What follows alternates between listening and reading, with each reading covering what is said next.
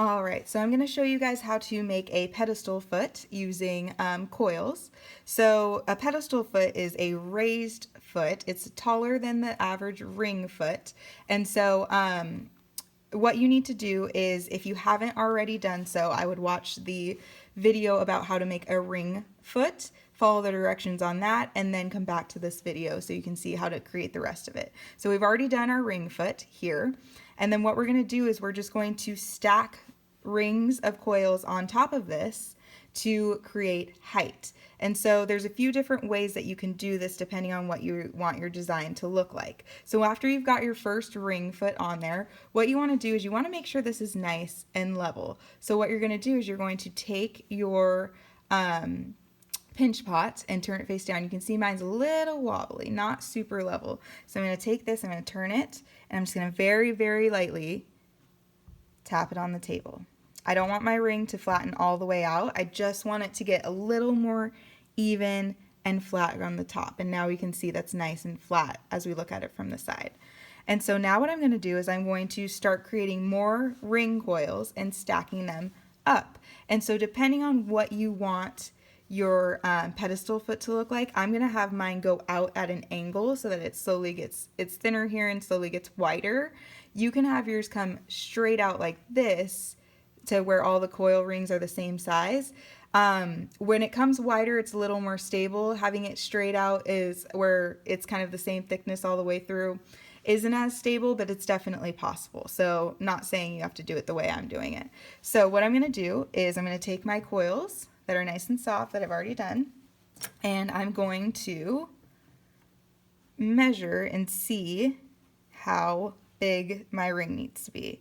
And so as I mentioned, my foot is going to go from skinnier and get wider as it comes out. So I'm not going to make a ring that's exactly the same size. If you want your foot to just be the same thickness all the way through, you will make a coil that's the same size. So if you were to do that, you would hold it right up against there, measure it so it's the same as the ring below it, and cut. But mine, I want it to go out a little bit.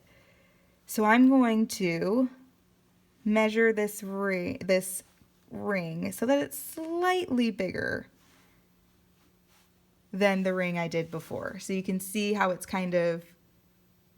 it's still on top of the original coil that was there, but it's a little bit wider. So that's why we can see a little bit of the coil there. So I'm going to mark it, cut it,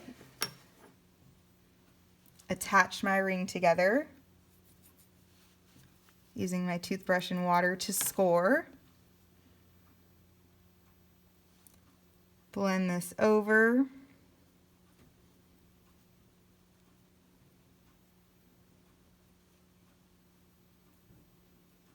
So that we can't see that seam. And what this does is it's not only visually appealing, but it really makes sure that this ring is connected fully and strong and doesn't end up cracking. Remember, if you have cracks in your coil, make sure you use a wet finger to rub over those to get rid of it. And then I'm just going to double check and make sure that the size of that is good. Check it from the side, make sure it's sticking out on both sides the way I want it to. Kind of turn and rotate it. Looks good. Now I'm going to use my toothbrush and water. I'm going to score the first one, score my second ring, place this on top as evenly as I can.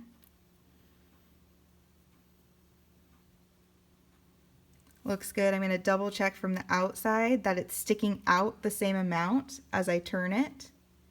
So on this side it looks like it's sticking out a little bit more than the left side. So I'm going to push that in. There we go. Looks good. Awesome. All right.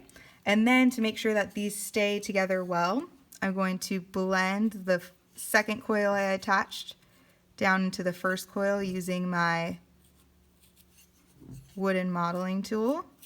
And this is going to keep them nice and securely attached to each other.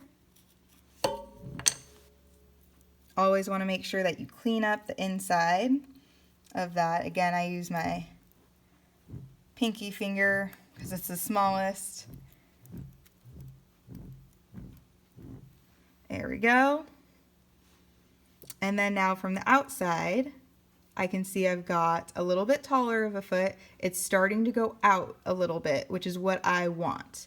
And I'm just going to double check. So I'm looking left and right side to make sure that it's sticking out the same amount on both sides. There we go. Pull that out a little bit more. Looks good. All right.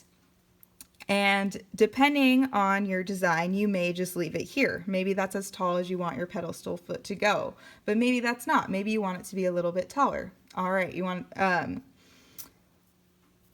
to be a little bit taller. Awesome. You'll add another coil. And so also depending on your design, you may not want this line to be here either. And so I'm going to add another coil and then show you guys how to get rid of that line. So I'm going to do one more. I'll just have a 3 coil high pedestal foot. Measure again. Cut.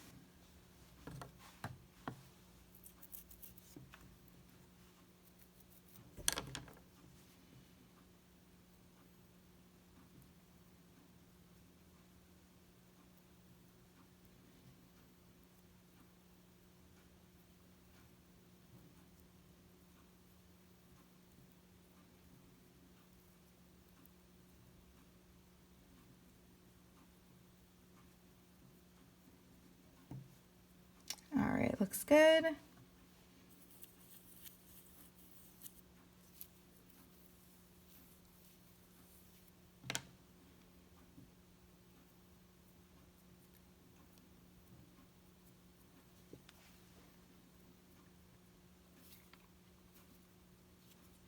All right, now I've got my coils and oh wait.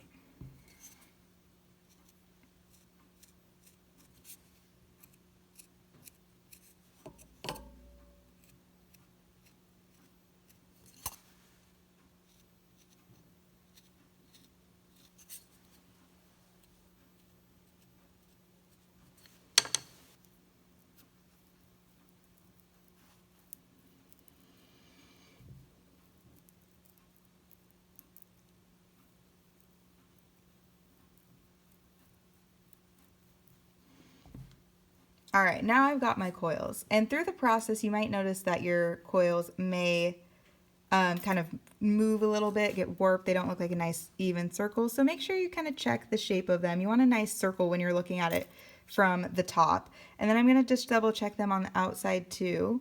Gonna turn this over and kind of tap it flat a little bit just to get this to where it's nice and even going across. And I like to get eye level with it to make sure that it's not going crooked or anything like that. And this is a pretty wide pedestal foot. You can have yours to where it's thinner, but I wanted mine to be pretty wide. And so now you have the option, okay, do you want to keep these lines going through it? Is that going to be part of your design, or do you want it to look nice and smooth? And so if you want it to keep those lines in it, awesome, you're done. Looks good as long as it looks like nice and clean. If you don't, then what you're going to do is take your wooden modeling tool, make sure that you're using the curved side down, and you're going to start to blend these coils into each other. And so I'm pressing very lightly.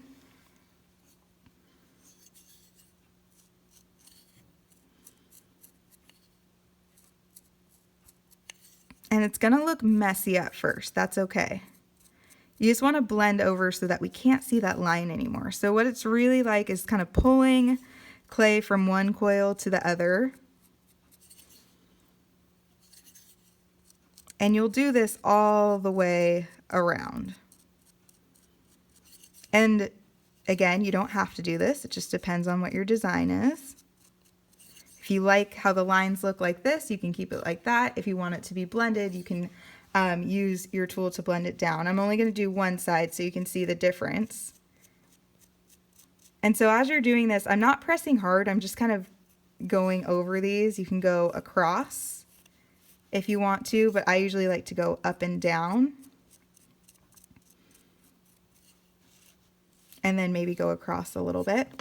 And then you're going to start to see how that's smoothing out, but it still looks a little messy and we want it to look nice and smooth. So what you're going to do then to smooth it out, just take your finger, a little bit of water,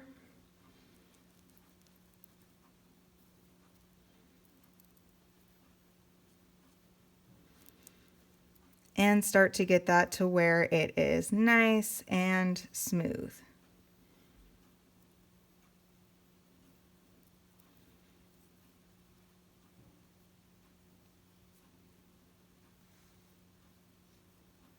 And then of course, after you're done doing that, again, you want to double check and make sure that your the bottom didn't get a little warped. We can see that it's kind of lower here than goes higher. So again, I'm going to look at it from the bottom.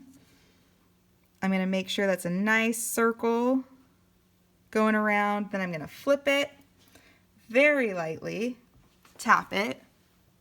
I like to get eye level with it, make sure that it's not starting to go crooked. And once I like how it looks, so here's a smooth side, here's the side with coils, depending on which way you like it. Then if I like how it looks, I think it's good to go. You don't want to set this foot side down, even though your design is that way. This clay is way too soft, and what's going to happen is the weight of the pinch pot, if we set it like that and we leave it there, it's going to squish your foot down, it's going to deform it, and it's not going to look how you want it to look. So then what you're going to do, instead of setting it this way down until it dries enough, you're going to keep it to where it's set on its lip.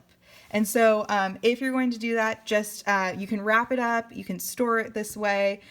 Just make sure that you do not put it on the foot and have it rest on the foot for long until the foot becomes about leather hard. So where it feels firm enough to where if you were to press your finger into it, it wouldn't squish down and alter the clay. If you need to flip it over and you're like, I can't wait for, a day for it to dry, you can use a hair dryer and kind of dry it that way to speed up the drying process. But there you have a pedestal foot. If you want to go more coils, go more coils.